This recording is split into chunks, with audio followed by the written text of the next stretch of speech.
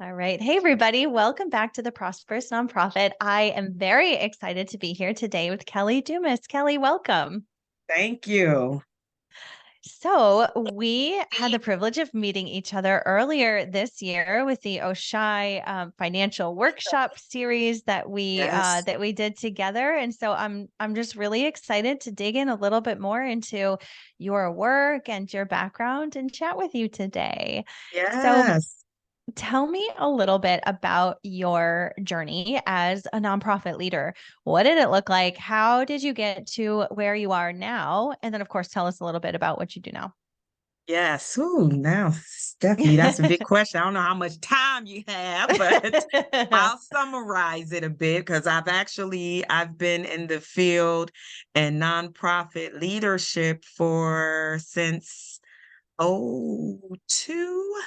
So what is that, about over 20 years? I've Yeah. been kind of in this space, but I've really, I've always had a passion for helping others. And I also noticed I had a specific particular passion on more of a macro type level. So supporting and helping on a larger scale and helping to develop other leaders. So I've always been um, in spaces where I've been able to develop, create, and develop programs, help grow programming and services for that really focus on serving marginalized groups, underserved areas and populations. And it's been in various areas from homelessness to severely mentally ill, therapeutic foster care. I for 5 years ran a therapeutic foster care agency, mental health, all types of mental health and addiction services. And so just a variety of different nonprofit behavioral health kind of arena, and always have been pretty much in the leadership realm of it. Um, right now, I am the executive director of the Healing Hub of New York, and that is a mental health nonprofit, mental health in Buffalo, New York, that is focused on centering the mental wellness of people of color. So I don't know how far your podcast goes, so I'm not sure how We are familiar folks. global. You Yeah. are global, Oh, so yes. then Yep. okay, so it'll be appropriate then for me for those because everyone won't really know a lot about Buffalo, but some I think important thing, one important key piece that exists unfortunately in Buffalo is that there's a lot of the city is racially segregated and divided, and race is a huge thing in Buffalo. I'm not originally from Buffalo. I've been here though since '01. Oh. And so, but I was told, because I said, I don't know how long you have to be here before you claim to be a native. So I was told by some never, I can never Never. Oh, wow. have to be Ouch. born in. I don't know, but it was something that really stood out to me with kind of how the city was divided. And so the Healing Hub, and I bring that up to say the Healing Hub being a mental health organization that centers Black and Brown folks, the city does not have a mental health clinic organization services that is centered on Black and Brown communities. We recently, just a little over like a year and a half ago, we had that um, racist attack at the supermarket where, someone came in and killed 10 individuals.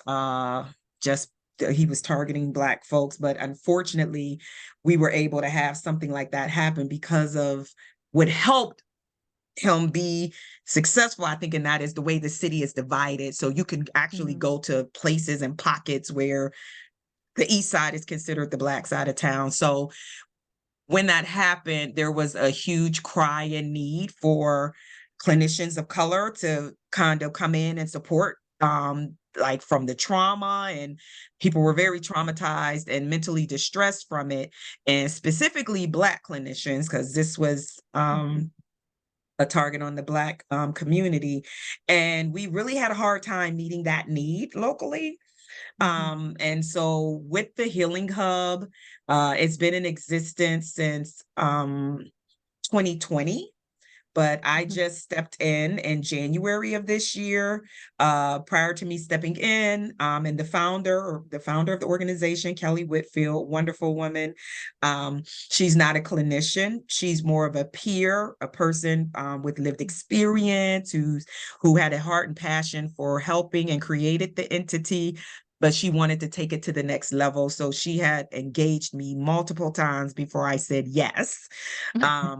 Because she needed someone who had the ability to kind of put the infrastructure in place and take it to that level. So I have been really focused on getting that organization to be a licensed clinic service under the Office of Mental Health, and to provide the traditional as well as non-traditional mental health services to our community. It was a huge gap, a huge need. I'm hoping that we will be the first of many that will be developed, that are developed and run by people of color, so that folks have the option because that is sometimes is very important, especially with what a lot of people are dealing with today, and wanting to heal from the different traumas that exist. There are differences that need to be brought into the treatment world. So that's a little bit of where I'm at, and wow, that's really, really condensed, but that is incredible. And the services that you and the Healing Hub are providing in the community are filling such a huge gap. And I saw in your bio something that's really interesting is that you're not only a subject matter expert in community Black mental health, but you've also traveled abroad to learn about Indigenous practices that then you've yes, implemented into your work. I would love to yes, hear more about that. yes. I probably a few years ago, I just became more interested. Of course, I'm thoroughly trained in Western cultured behavioral health, mental health interventions. I'm a licensed clinical social worker. Um, and I've always felt like there are other components, being a woman of faith, and I understand how spirituality has a major impact when it comes to mental health for many people. And then even going further to that, I feel like there are other indigenous type practices. I think spirituality, especially with uh, Africans and African American, whatever, it's like a deep rooted piece, and you can't just exit out of, especially if you're looking to help someone. So and there's not a lot of opportunities to learn about indigenous practices when it comes to behavioral health. So last year, I think it was, I found this um, Rafiki group out of Baltimore, Maryland, and I help facilitate them coming in, and they are Indigenous centered organization that does trainings and workshops that are focused and centered around this. So they came into Buffalo and trained 22 mental health professionals on Indigenous psychotherapy. And so it really just teaches how how you kind of incorporate the differences that may exist, that often exist when you are working with people of color. How do you take a strength-based approach? How do you ensure that you are making space for that? And even as a Black woman providing behavioral health services, because again, I've been trained in a way that is Western centered, and oftentimes it's just you're not taught, you're taught, you know I'll give you an example. I had someone before, they were coming to me, and in the book, the paper I was seeing on them, they were marked as having hallucinations. And this was actually a Native person. They were having hallucinations and psychosis. The more though I talked to them, I understood that there was some spiritual practices. It is their belief. It was his belief that he was engaging and speaking to deceased loved ones. He was not hallucinating. It was part of his Mm. ritual and spiritual practice that was cultural for him and his family. So he Mm. had a misdiagnosis because folks didn't realize that you have to be conscious of and allow space for folks to bring those pieces in that are cultural and sometimes different. And it doesn't mean that you will know everything. I didn't know, but I took the time to ask questions. And even though my checklist of diagnosing, he was checking off if I just went by the checklist of how I'm trained. Yes, you have a psychosis, you're hallucinating, but I was able to bring the cultural piece in and say, okay, this doesn't quite fit here. So I brought that group over to kind of bring in some indigenous, expose some clinicians or not even just clinicians. These were mental health professionals of various type, paraprofessionals, various racial backgrounds, and they provided some training. But then I personally traveled to Africa. I went for 2 weeks in March, and then I actually just came. I went for the whole month of October because I needed to go back. Wow. But I was very curious just about what does the mental health landscape look like on the Mhm. continent, and to see if there was some opportunities to bring some pieces back. I probably came back with more questions than answers. I saw a lot, and it was just great to be, in the presence of other mental health and behavioral health professionals, and to see how they are working. I have plans to go back. I just probably next time, sometime next year, but I just returned to the US a few weeks ago, so I'm still processing and digesting a lot of what I took in.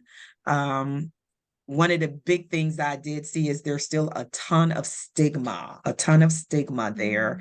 Mm. And we have done in the US, we've done a lot of work around combating stigma. Mhm. And spirituality is like major, which that didn't surprise me in terms of addressing mental health. So it was a wonderful experience that I'm looking to expand on. Yeah. Yeah, well, I think that's like I just think that speaks volumes to you, looking at the community's needs here in Buffalo and specifically on the east side of Buffalo and thinking like Yes. there's a missing piece here and we need to figure Mhm. out what it is and how we can help fill that need. And I feel like oftentimes nonprofits tend to come in with our own agenda and say like, hey, here's the Mhm. solution and we're going to check the boxes and Right. it is what it like that's the solution and without like exploring deeper. And I think the example you shared is so incredible. It's like, okay, if we would have just been like going through our routine and checking our boxes, like this man Yes. was misdiagnosed, but because you have gone deeper into really trying to understand and not just a basic level of understanding, you spent the Mhm. last month in Africa, like that is a deep Yes. level of understanding that you're trying to bring. And I Mhm. think that's so powerful. And I just think, to our listeners who are listening to this podcast episode, like, are you going as deep as you could go into really understanding the needs of your community? So thank you so Mm. much for sharing that example. Like Yes. what an incredible experience, not only for you, but like for what you're able to bring to the community now. That's really Mm. powerful. Where in Thank you. Africa did you go? Ooh, I went to 6 countries. I went Wow. to Egypt, Ghana, Togo, Ethiopia, Tanzania, and Rwanda. Wow. You did a whole tour. I did somewhat of a tour, yes. Yeah. Oh my goodness. And Well, probably in every country there was a different language and yeah. lots of wonderful differences. So it was just, I got to sit down and speak to some people who um, are still going through a healing process from the genocides that happened about Mhm, 29 years ago in mhm, Rwanda, and just mhm. hear from them how they are, working through the process. That's why I said I have so much to unpack. I mean, Mhm. they have a community of people living side by side where the perpetrator, I talked to some folks where this male I spoke with, he had killed 4 family members of their neighbors now. And Oh so my we goodness. talked, and they talked about the healing process, the mental health, the trauma, everything that they experienced. But he had to go through a lot of repair, and there's still a lot of work that has to be done. And but there was communities like that. So the need for mental health, the Mhm. need was so grand, and just hearing how they have worked through a lot of the trauma. I mean, I feel I'm like, man, we think sometimes we're going through things. And when I would hear some of the stories and what people have experienced and are managing, and it was intense and impactful. So yeah. Yeah. I'm also looking forward to returning in a way to give back over there. So when they heard I was a mental health professional, many of them, they like, oh, you're here to help. We need, I'm like, well, Mhm. I'm here to learn, and I'll be back. I'll be back to help. I'll be back to help.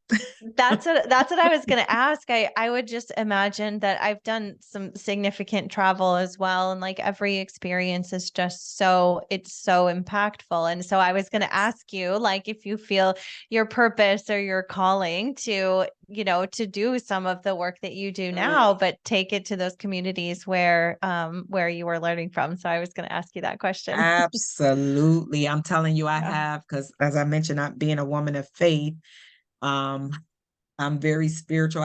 I was sharing with some folks, I just felt this pulling and this calling that my assignment, which I'm very clear is centered around addressing the mental wellness of the people. Mhm. And but it's bigger, and I've been getting this feeling it's bigger than Buffalo, it's bigger than New York, it's bigger. So I'm like, what is it? So I've been Yes. on a Oh. journey of to be poured into and trying to remain open so that I can, do what I can to give back and support those in need. Oh, that's so good. And that leads into my next question. I mean, I was going to ask you, what's inspiring you right now, either in your organization or in Mhm. the nonprofit sector as a whole? What is lighting you up? What's inspiring you right now? Um, I know this may sound a bit cliche, but it what's inspiring me right now to keep going and to do what I'm doing is hope.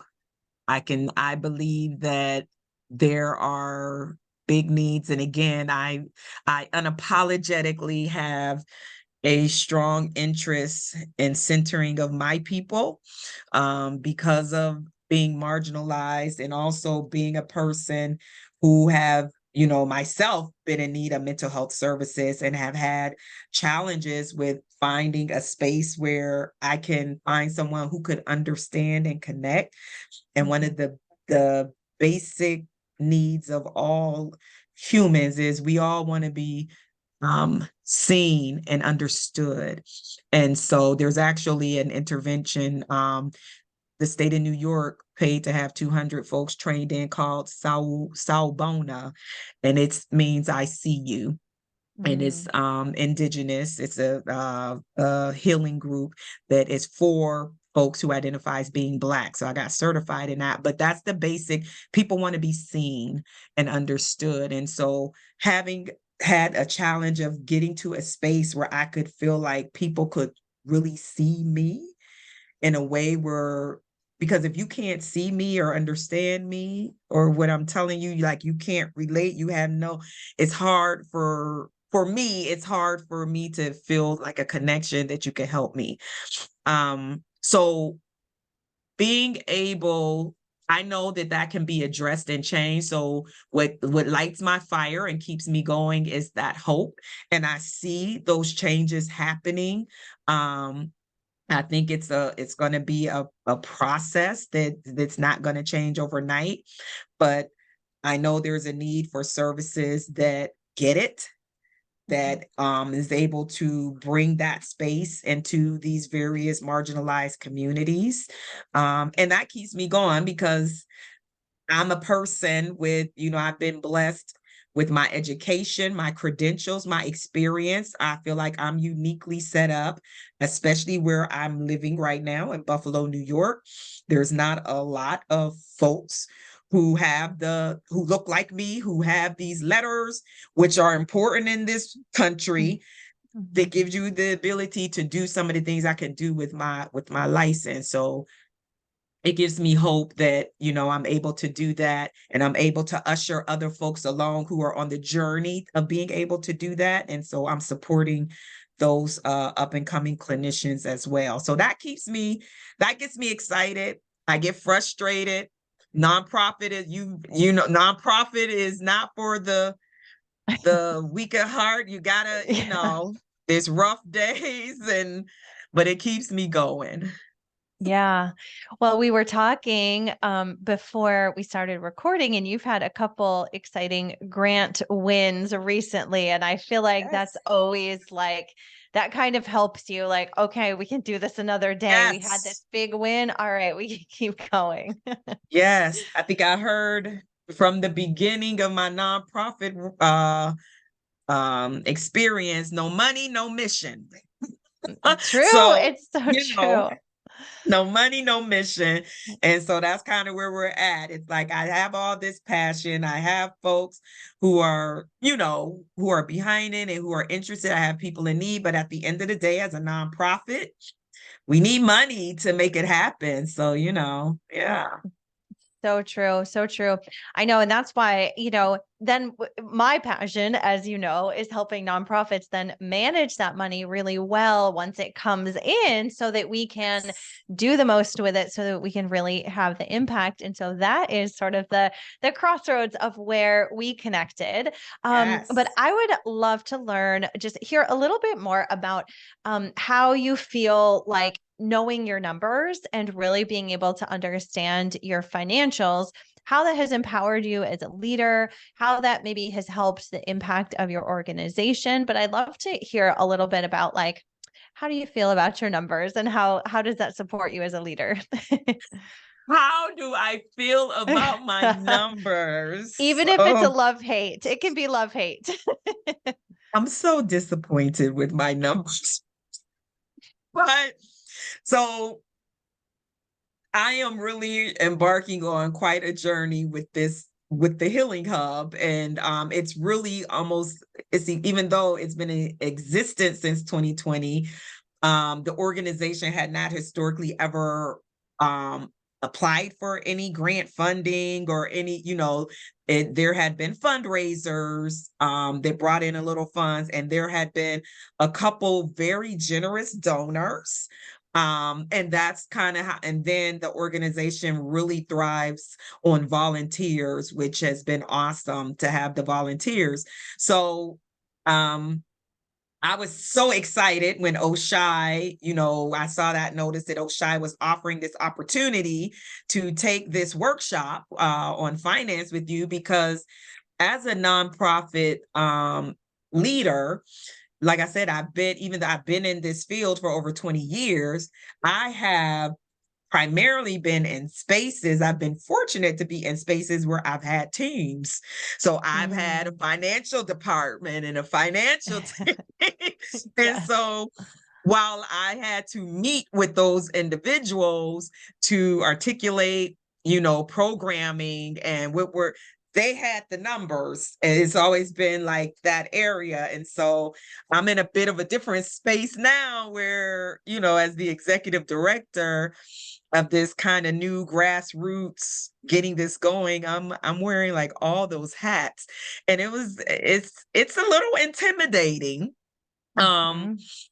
it's a little intimidating. I am very excited that, as you mentioned, we've had some recent wins, where we've gotten some financial backing from some of our local foundations who have granted us some funds to support our mission, which is always great. I'm looking forward to getting more.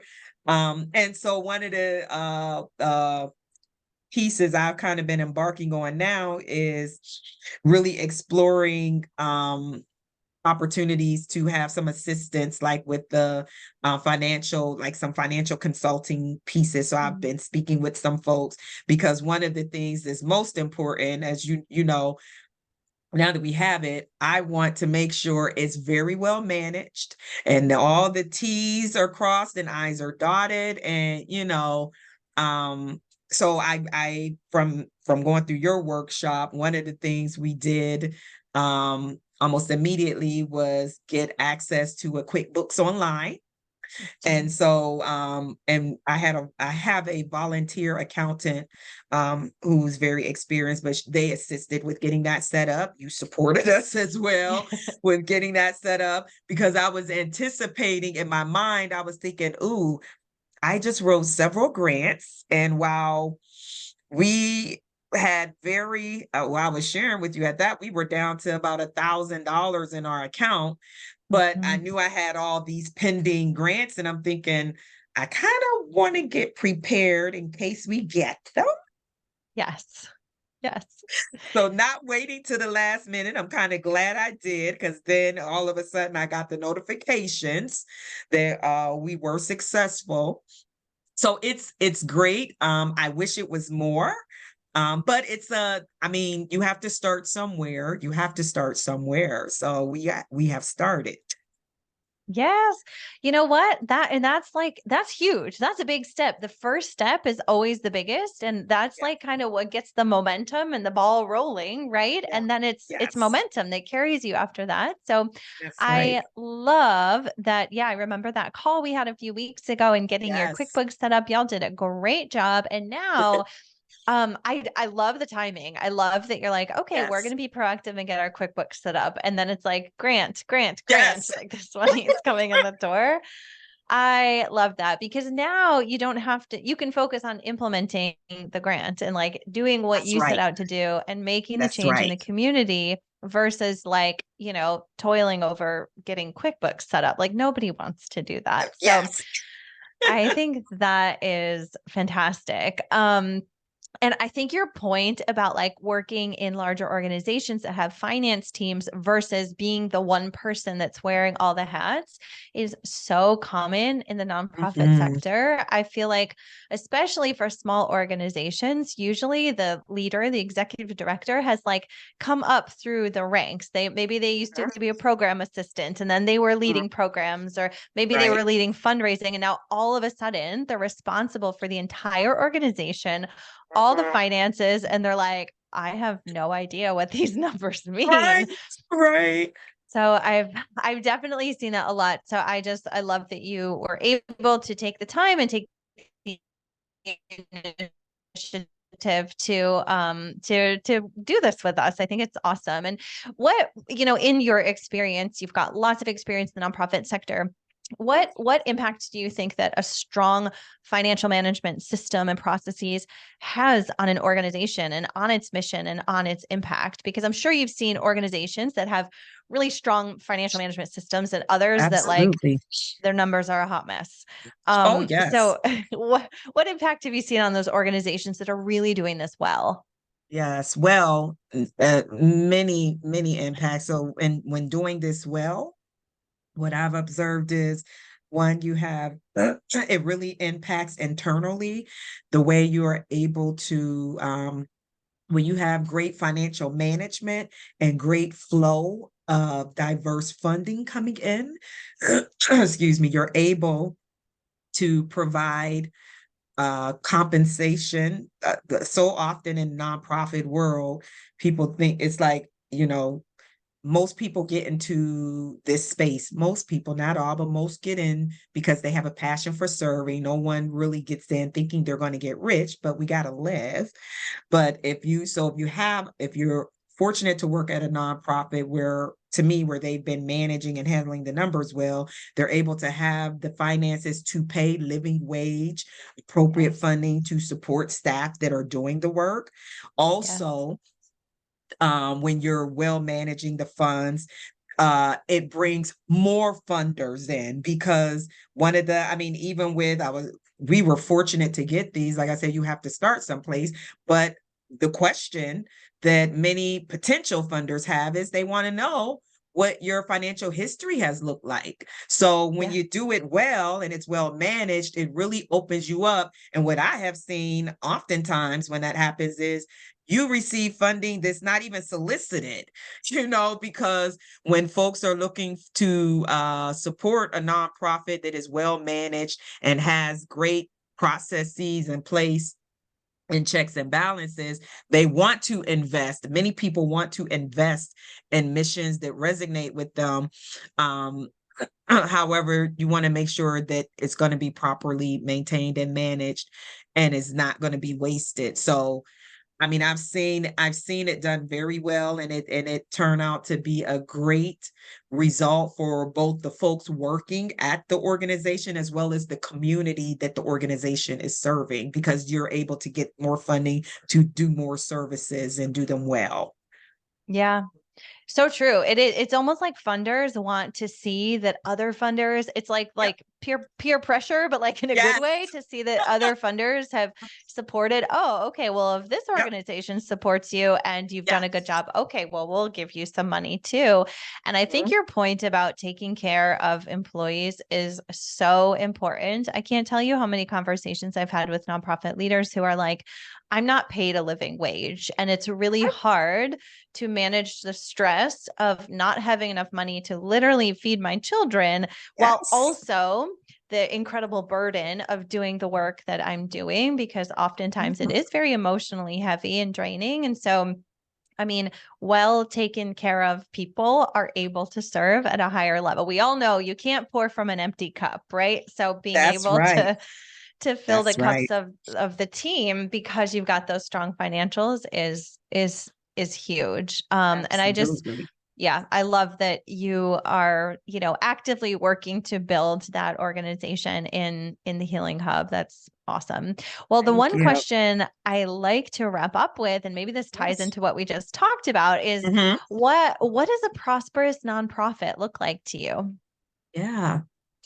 Yes, similar. I think a prosperous nonprofit to me looks like a nonprofit that has great financial wellness. When you look at they're in the green, not the red, um which is important, but they have the because of course if people have the nonprofit, no, you can't what's it it's like you can't make a profit money, but sometimes people look at still a nonprofit as a business, so you have to be able to generate revenue and income that you then pour back into your mission.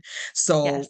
for me, a prosperous nonprofit is one that has managed to be able to do that quite well in a way, Mhm. again, where it allows them to financially support their staff and to be able to have that livable wage and support the community, where the community, just because you go into a nonprofit space to receive services, you deserve quality in terms of the space you going into. So you should be going into a space that looks good, that looks inviting and comfortable, but you have to have the finances to pour into all of those. So a prosperous nonprofit to me are ones that are able to have all of those components. You have space that are spaces that are respectful to the communities that you're serving.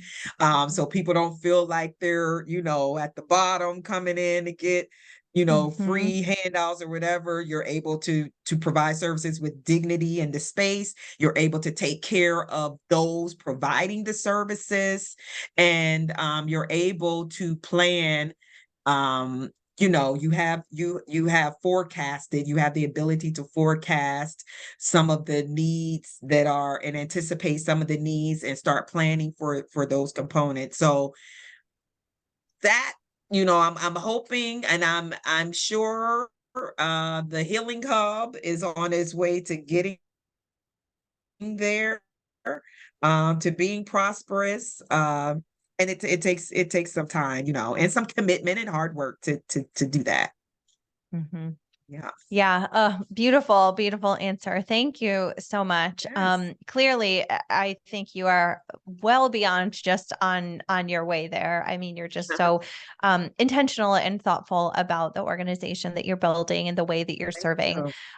the community. And so this was awesome. Kelly, thank you so much for Yes. chatting with me, for being here. Thank you. It was so great to get to know you a little bit more and hear about in more in depth of the work that you're doing here in Buffalo. And Yes. sounds like pretty soon the world, right? Yes. The world. That's awesome. Well, thank you so Thank much. you. If our listeners want to learn more about the Healing Hub, where can we find you? Yes, you can go to our website, www.healinghubny.org. We are also on social media and Instagram at Healing Hub New York. Yeah, please like and follow us. We are definitely trying to increase our social media presence and platforms and share information with folks on mental wellness through those avenues. Awesome. Yeah, fantastic. Well, we will put all of the relevant links in our show notes on our webpage. So Thank you. anybody that listens to this episode can absolutely go check those out. And Kelly, Yes. thanks again for your Thank time and you. for sharing with me. You're welcome. Thank you.